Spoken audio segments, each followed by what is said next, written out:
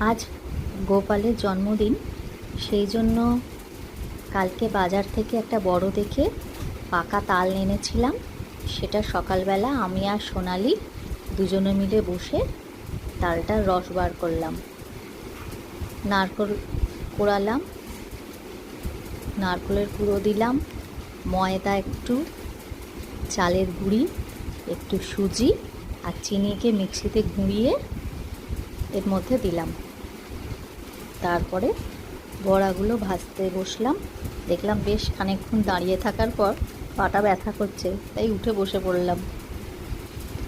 দিয়ে বড়াগুলো ভাজলাম। দেখতে কেমন হয়েছে দেখো তো।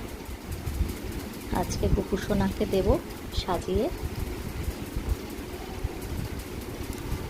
তালের বড়া মিষ্টি মিষ্টি।